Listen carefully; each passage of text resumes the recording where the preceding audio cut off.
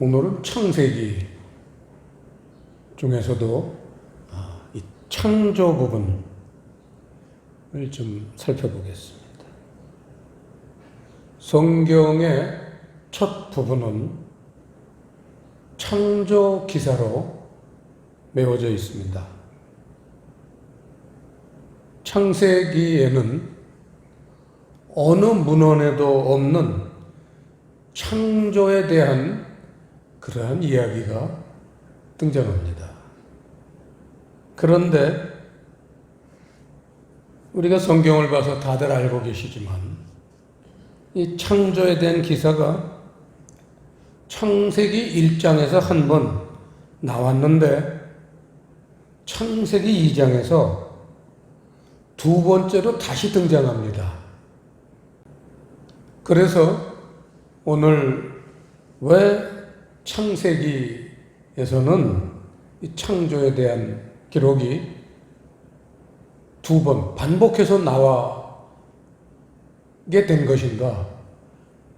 그것을 좀 우리가 알아보려고 하고요. 그 다음에 창세기 1장, 2장에서 창조의 기사가 끝난 다음에 후속 조치가 나옵니다. 그래서 두 번 창조와 후속 조치, 이러한 주제로 말씀을 한번 살펴보겠습니다. 자, 창세기 1장은 보셔도 몰라요. 창세기 1장은 눈이 뚫어지게 보셔도요, 그게 무슨 얘기인지 모릅니다. 그런데 여러분 아시는 거는 창세기 2장에서 눈에 보이는 그러한 사람을 흙에 빚어서 만드는 장면이 나와요. 그렇다면은 조금 우리가 생각을 좀 깊이 해본다면 창세기 1장에서는 뭘 창조하셨겠는가? 여러분 컴퓨터를 이렇게 생각해 보시면 아시지만 컴퓨터를 만들 때는 소프트웨어부터 만들고 하드웨어는 그 다음에 만듭니다. 속에 들어갈 걸 먼저 만들고 그 다음에 그 속에 들어간 것을 집어넣을 껍데기를 만드는 게 하드웨어죠. 이거는 하나님의 창조 역사에서 영향을 받은 거죠. 창세기 1장은 인간의 보이지 않는 사고, 이념, 논리, 각종 마음의 기능들, 이런 거를 만드신 겁니다. 그런데 그거를 비유로 첫째 날, 둘째 날 해가면서 뭘 만드시고 뭘 만드셨다 하니까 사람들은 그런 창세기의 그런 비밀 속에서 궁금함을 발견해낼 수 있는 그런 기회를 잃어버리는 거죠. 그렇게 액면대로만 보면. 자, 창세기 2장은 창조 중에서도 바깥쪽에 행하는 기능, 사랑하는 기능, 이런 걸 만드시는 장면입니다. 그래서 창세기 1장, 2장을 통해서 하나님께서는 그 각종 기능들을 만드시고 그 만드신 기능들에게 생명력을 부여하셔서 살아있는 존재가 되게 하시는 게 창조 역사입니다. 자, 창세기 1장을 보시면요, 거기 등장인물이 딱 한 분 나오시는데 하나님입니다. 여러분 잘 보세요, 성경을. 창세기 1장엔 하나님만 등장을 해요. 이 하나님이라고 번역이 되어 있는 이 단어가 칠판에 보시면 엘로힘, 이 엘로힘이라는 단어를 하나님이라고 번역을 했고, 카톨릭에서는 하느님이라고 번역을 했고, 다른 종교에서는 알라 또는 신, 뭐 여러 가지로 번역이 되어 있습니다. 아무리 여러 가지로 번역하더라도 어디 가시겠습니까? 그분이 그 존재는 그대로 계시죠.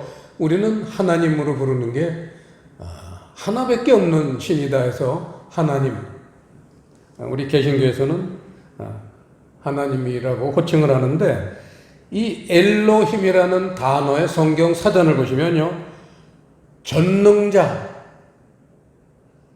Almighty, 못하는 게 없는 분, 전능자 이겁니다. Almighty. 그래서 우리 믿음의 조상 아브라함에게 처음에 나타나신 신은 Almighty, 전능자 하나님께서 나타나셨죠. 그래서 이락 강가에 살던 사람을 고향을 버리고 저 몇천리 걸어서 가족들을 데리고 이스라엘 땅으로 이민 가라. 그때 나타나신 분이 전능자이기 때문에 거역할 수가 없었어요. 전능자. 또 이 엘로힘이라는 단어는 재판장들이라는 단어도 됩니다. 엘로힘이라는 거는 말씀을 가진 자 이런 뜻이죠. 그래서 재판장. 재판장이라는 건 하나님 말씀을 가진 사람들이 재판하는 거예요.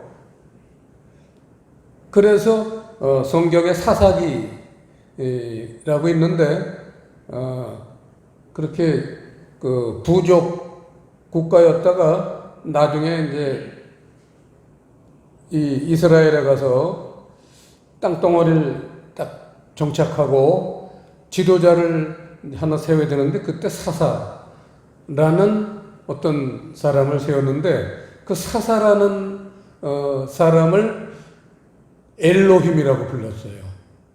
그래서 제가 전에 우리 가족들하고 용인에 있는 기독교 순교자 기념관 갔더니요, 우리나라 처음으로 예수님을 믿은 사람들이 보던 성경책이 거기 진열되어 있는데, 지금은 우리가 사사기라고 기록이 되어 있지만 그 옛날 성경 보니까 판관기 엘로힘인 거예요.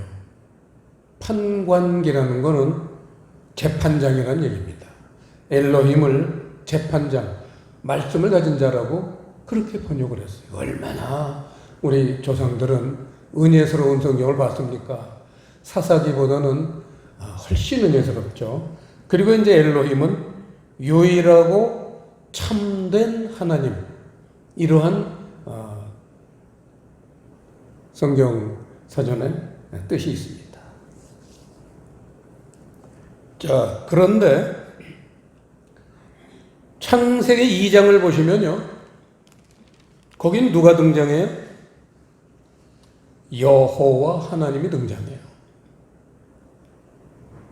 창세기 1장에는 없는 여호와라는 단어가 등장합니다. 그래서 여호와라는 단어는 성경사전을 보면 예호바인데, 우리 성경을 기록하신 어르신들이 좀 번역을 부드러운 발음으로 해서 여호와 이렇게 바꿨어요. 전 그게 좋다고 봅니다. 예호바는 좀 딱딱해요. 그래서 여호와 하나님. 그래서 이 예호바라는 단어의 뜻은 자존자, 스스로 있는 자다 이거예요. 성경에서도 나오죠. 모세가 당신을 사람들이 누구냐고, 보낸 사람이 누구냐고 물으면 뭐라고 대답을 할까요? 그랬더니 나는 스스로 있는 자다. 그 영어 성경을 보면 I am that I am. 나는 스스로 있는 자다.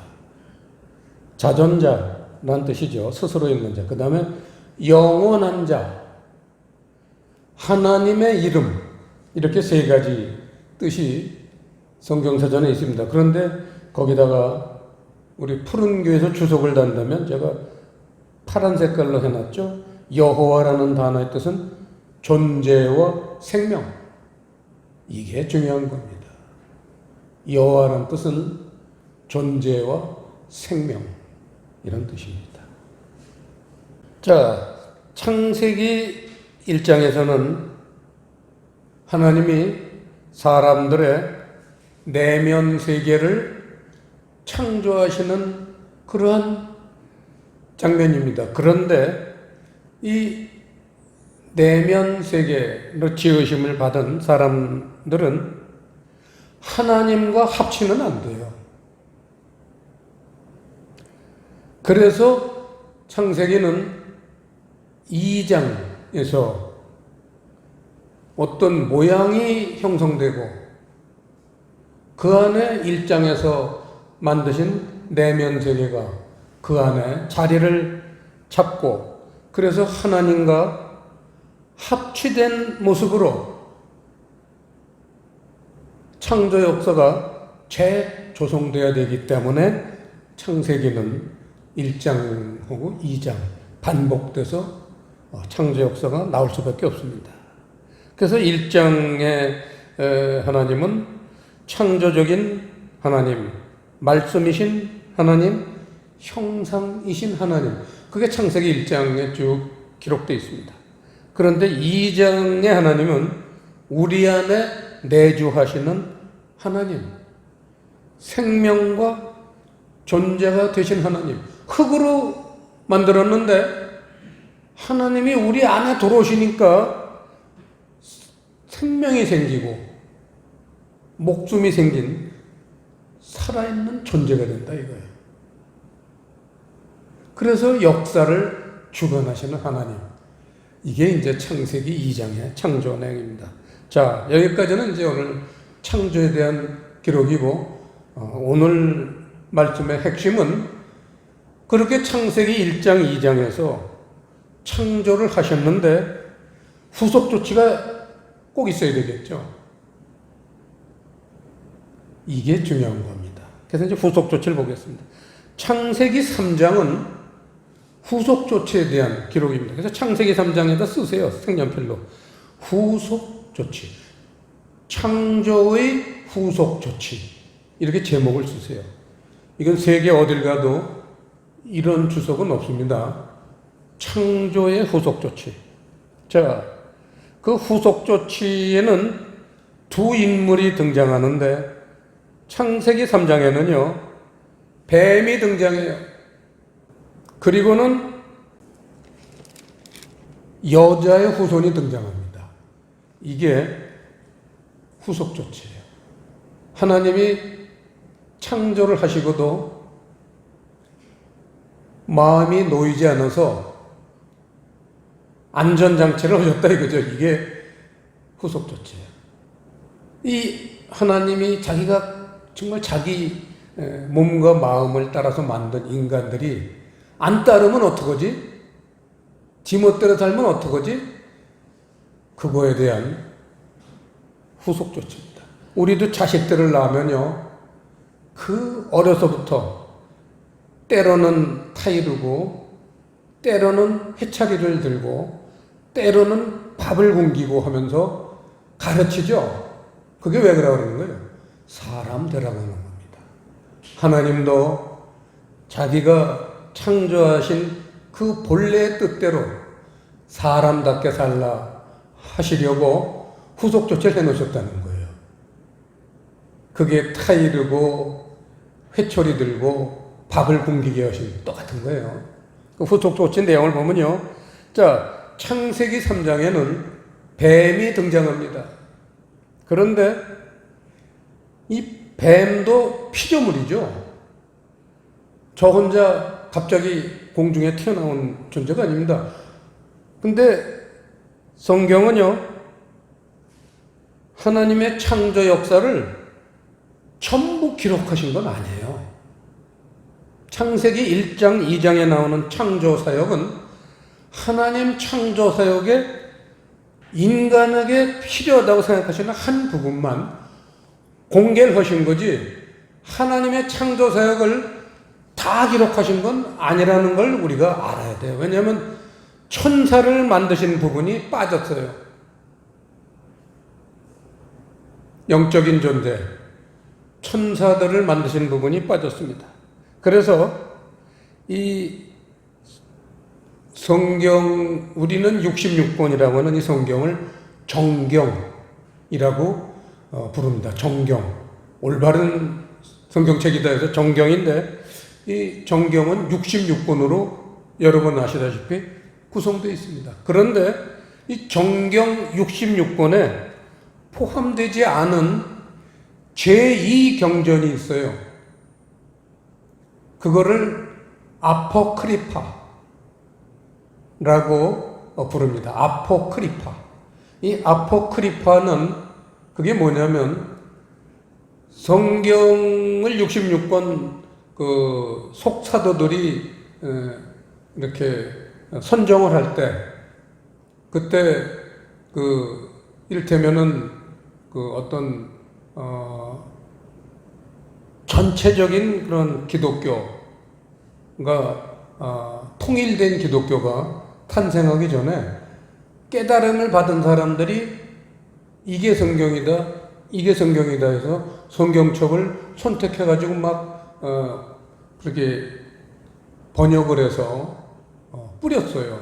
그걸 보고는 속 사도들이 이거 우리도 정경을 만들어야지 안 되겠다 해서 성경의 자료가 될 만한 그 사도들, 속 사도들 이런 예수님의 제자들이 만들어 놓은 그 책들을 쭉 이렇게 펼쳐놓고는 기도를 하면서 이거는 정경에 합당하다.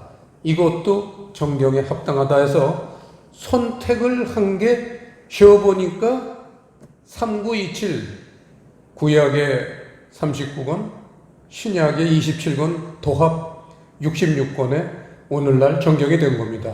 캐토릭은 이게 성경에 합당하다고 뽑았는데 7권이 더 많아요. 유디서라든지 마카베오 상하라든지 그 마카베오는 예수님 십자가에서 죽으신 다음에 독립운동할 때에 아주 독립운동을 정말 잘했던 그런 집안입니다. 영화 벤허 같은 그런 가문이죠. 그런 게 7권이 더 섞여 있지만 우리 개신교에서는 그건 아니다. 정경으로 선택하는데 3가지 원칙이 있었어요. 뭐 제가 오늘은 그걸 다 설명할 수는 없지만 그런 개인적인 게 들어가 있으면 안 된다. 또 퍼블릭해야 된다. 공정해야 된다. 이런 그 어떤 기준이 있기 때문에 예를 들어 바울 행전이라고 있어요. 베드로 행전이라고 있습니다. 예수님의 수제자 바울이나 베드로가 기록한 건데 성경에도 그분들 책이 많은데도 그런 거는 선택이 안 돼서 왜냐면 어떤 개인적인 센텐스가 그 속에 좀 들어있어요. 그런 거는 뺐어요. 그래서 빌레몬서를 마지막으로 선정할 때 오랜 시간이 걸렸다고 합니다. 몇 년이 걸렸어요. 완전히 개인 서찰이잖아요. 사도 바울이 빌레몬이라는 어떤 남의 집 도망간 종한테 보내는 편지인데 이걸 정경에 넣어야 되느냐? 근데 기도를 해보고 또 기도를 해보고 1년을 기도하고 2년을 기도를 했는데 정경으로 넣는 게 좋다는 하나님의 응답을 받고 정경으로 넣습니다. 오늘날은 얼마나 그게 잘 됐습니까? 거기서 주는 메시지가 얼마나 많습니까? 빌레몬서. 자, 그렇습니다. 자, 이 창세기 3장엔 뱀이 등장합니다. 그 창세기 3장 한쪽 구석에 쓰세요. 이 뱀이라는 존재를 이사야서 14장 12절에서는 계명성이라고 부릅니다. 이사야서 14장 12절이요. 그 다음에 신명기 32장 17절에서는 마귀, 구약 성경에서 유일하게 이 뱀을 마귀라고 호칭을 하는 게 한 번 나와요. 그게 신명기 32장 17절 나옵니다. 그 다음에 신약에서는 고린도 후서 11장 14절, 거기는 사단도 자기를 광명의 천사로 가정하나니 해서 광명한 천사다, 그렇게 표현을 하고, 마지막으로 베드로 후서 2장 4절에서는 하나님이 범죄한 천사들을 용서치 아니하시고, 거기서 범죄한 천사들, 이렇게 뱀을 다양하게 표현합니다. 그리고 여러분 알다시피 계시록 13장인가요? 그것은 옛뱀이라고도 하고 마귀라도 하고 사단이라고도 하고 거기 쭉 설명을 했죠. 그래서 뱀이 마귀인 것을 계시록 12장 끝인가요? 13장인가요? 갑자기 기억이 안 나는데 그렇게 표현을 하고 있습니다. 자, 그럼 오늘 말씀의 하이라이트, 뱀을 등장시키시는 이유, 이겁니다. 거기다가 뱀, 아까 밑줄 치라고 그랬잖아요, 선생. 뱀이라고 치시군요, 거기다. 이 뱀을 등장시키시는 이유는 사사기서, 사에다 시옷 받침입니다. 사사기서 2장 20절에서 22절. 오늘 이거를 우리가 살펴보는 겁니다. 20절에 보시면요, 여호와께서 이스라엘에게 진노하여 이르시되 이 백성이 내가 그 열조와 세운 언약을 어기고 나의 목소리를 청종치 아니하였은즉 나도 여호수아가 죽을 때에 남겨둔 열국을 다시는 그들의 앞에서 하나도 쫓아내지 아니하리니. 22절 합독하시겠습니다. 이는 이스라엘이 그 열조에 지킨 것 같이 나 여호와의 도를 지켜 행하나 아니하나 그들로 시험하려 함이라 하시니라. 여호수아가 가나안 땅을 완전 정복했을 때, 여러분 기억나시죠? 7 족속을 남겨놨어요. 다 죽인 것 같았는데 7 족속을 남겨놔서 두고 이스라엘을 괴롭힙니다. 그 이유가 뭐예요? 그게 22절이에요. 하나님이 남겨놓으셨다는 거예요. 왼수들을. 왜? 나 여호와의 도를, 그 밑줄 쳐놓아서 여호와의 도, 색연필로 막 마구마구 칠하세요. 성경의 가장 중요한 핵심이죠. 여호와의 도를 지켜 행하나 아니하나 그들로 시험하려 함이라. 여호와의 도를 안 지킬 때는 그 사람들이 전쟁을 일으키고 못된 짓을 일으키고 이스라엘을 괴롭히게 한다 이거예요. 이 똑같은 역할을 하는 게 누구예요? 뱀이라는 거예요. 그래서 창세기 1장 2장에서 하나님이 세상을 창조하시고 뱀을 그러한 열국처럼 이스라엘을 괴롭히던 7 족속처럼 사용하는 그런 존재가 뱀이라는 거예요. 그러니까 그 뱀을 등장시키는 목적은 진짜 가짜를 구별하시기 위함이에요. 여러분 이걸 알아야 돼요. 하나님이 다 창조하신 그런 존재가 인간이지만 다 천국까지 데려가진 않으십니다. 그 중에는 여호와의 도, 이거를 따르는 사람들도 있고 따르지 않는 사람들도 있어요. 그래서 그걸 진짜, 가짜라고 하나님은 그렇게 구별하셨습니다. 그래서 진짜에게는 하나님에게 인정받을 수 있는 기회가 생기고 가짜는 드러날 수밖에 없는 그러한 기회가 되는 거죠. 자, 그래서 이 오늘 말씀의 중요한 부분은 여호와의 도입니다. 거기다 쓰세요. 여호와의 도라는 거는 그 창세기 3장 조금 뒤에 보면 이제 여자의 후손이 등장하는데 그 여자의 후손이라는 건 메시아 그리스도입니다. 그 그리스도께서 하시는 말씀을 여호와의 도라고 합니다. 그거를 우리 푸른교에서는 늘 말씀의 주제로 삼지만 그리스도의 말씀이라는 것은 진리의 말씀이고 이게 바로 창세기 2장에서 나오는 생명나무에 대한 용어입니다. 이 생명나무를 바로 여호와의 도, 또 그리스도의 말씀, 진리의 말씀 이렇게 풀어주신 게 성경책입니다. 그래서 이 여호와의 도를 지킨 자가 구원을 받는다는 것입니다. 자, 우리가 뱀에 대해서 너무 잘 알죠. 창세기 3장 내용은 너무나 잘 압니다. 뱀은 사람들에게 그 여호와의 도, 그 생명나무를 지키지 않고 자기가 개발해 놓은 그런 선악을 알게 하는 나무, 이걸 먹게 하는 게 뱀이 유혹하는 내용입니다. 그 내용이 실제로 그럼 뭐냐? 선악을 알게 하는 나무라는 게 뭐냐? 그거는 자기의 이성을 사용해서 하나님 말씀을 보라 그거예요. 네가 똑똑한데 왜 하나님이 이래라 저래라는 대로 바보같이 따르냐? 너도 똑똑한 존재 해가지고 똑똑한 그 이성, 자기의 이성을 사용해라. 오늘날 교회 다니는 사람들의 대부분은 자기의 이성을 사용해서 말씀을 봅니다. 결국은 이 뱀의 독에 그대로 마취되어 있는 거죠. 그래서 이 뱀의 독에 마취가 되면 뱀의 DNA가 우리 안에 구성이 됩니다. 그래서 자식을 낳아도 자자손손 우리는 뱀의 DNA를 가지고 태어나는 거예요. 하나님은 자기의 DNA, 하나님의 DNA를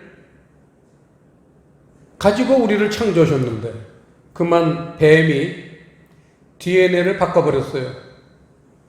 마귀의 DNA, 뱀의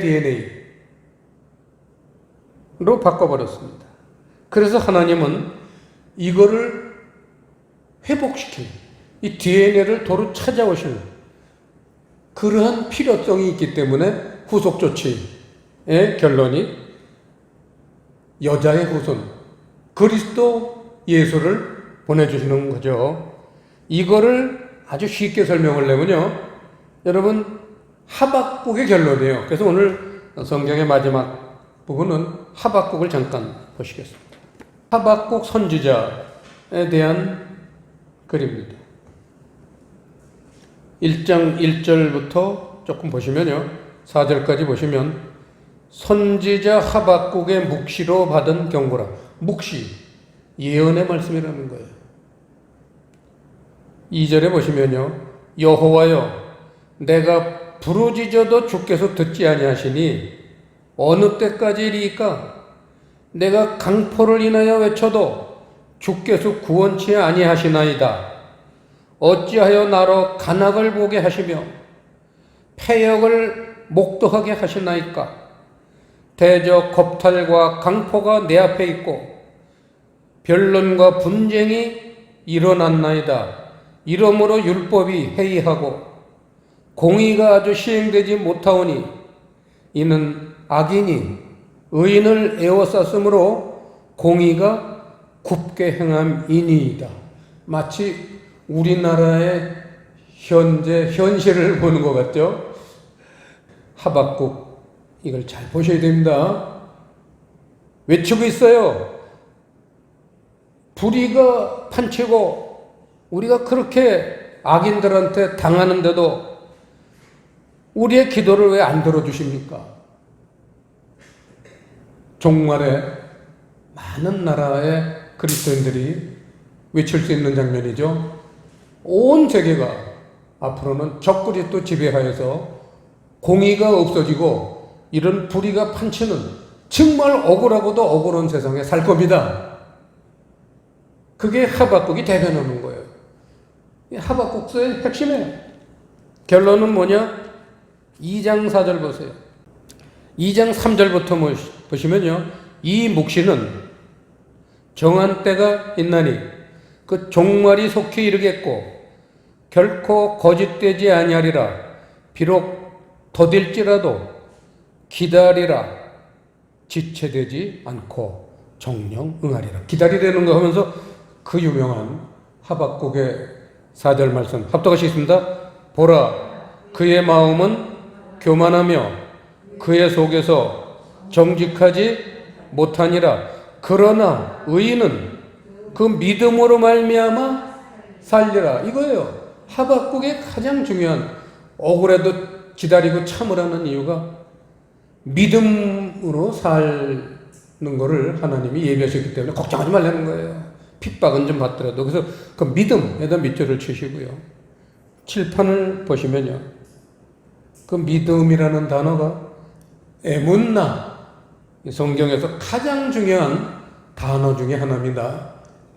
구약에서 첫 손가락으로 중요한 단어 꼽으려면 이거예요. 에문나.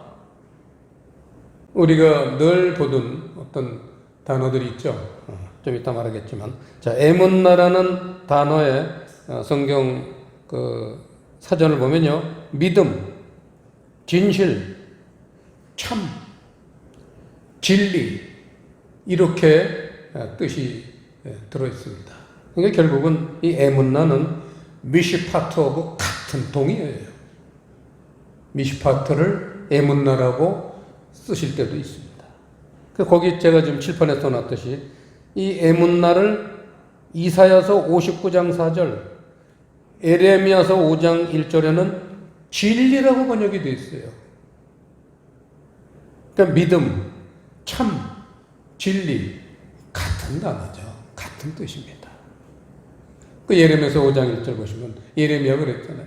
너희가 예루살렘 거리를 이쪽 끝에서 저쪽 끝까지 다니면서 진리를 구하는 자가 한 사람이라도 있는지 살펴봐라. 한 사람만 발견해도 내가 이 성을 멸하지 않겠다. 그 얘기예요. 여러분, 오늘날 교회 안에 진리를 추구하는 사람이 한 명만 있으면 그 교회는 멸망시키지 않아요. 묻어서 구원받는 겁니다. 그래서 교회 선택이 얼마나 중요한지 우리가 알 수 있습니다. 그런데 이제 마지막 아주 중요한 단어. 근데 이제 그 믿음이라고, 그 진리라고 하나님이 가르쳐 주셨는데, 하박국은 뭐라고 결론을 내느냐. 3장 13절에 보시면요, 이 놀라운 결론이에요. 이게 하박국의 결론이에요. 3장 13절 보세요. 주께서 주의 백성을 구원하시려고 기름받은 자를 구원하시려고 나오사. 이거예요. 기름받은 자를 구원하신다. 아까 2장 4절에서는 믿음으로 구원하신다. 결국은 믿음 이퀄 기름받은 자다 이거예요. 그 기름받은 자가 뭐냐가 정말 궁금하고도 중요한 단어입니다. 성경은 기름받은 자가 구원을 받는다는 그런 메시지입니다. 기름받은 자라는 건 하나님이 성령으로 우리 안에 내주하셔서, 아까 창세기 2장은 우리 안에 오신 하나님이라고 그 얘기예요. 그게 기름받은 자예요. 하나님이 성령으로 우리 안에 내주하셔서 하나님의 말씀을 보고 듣고 깨닫게 해주셔서 진리의 세계를 터득하게 하심으로 구원의 백성을 삼게 해주시는 책이 성경책이고 창세기, 창조의 내용입니다. 기도하시겠습니다. 아버지 하나님, 오늘 창세기 1장, 2장, 3장에서 두 번 창조와 그 후속 조치를 우리가 알게 해주셨으니 너무나 감사드립니다. 이 말씀이 우리를 천국으로 인도하는 생명의 말씀이 되도록 늘 성령님 이끌어 주시옵소서. 감사를 드리오며 예수님 이름으로 기도드리옵나이다.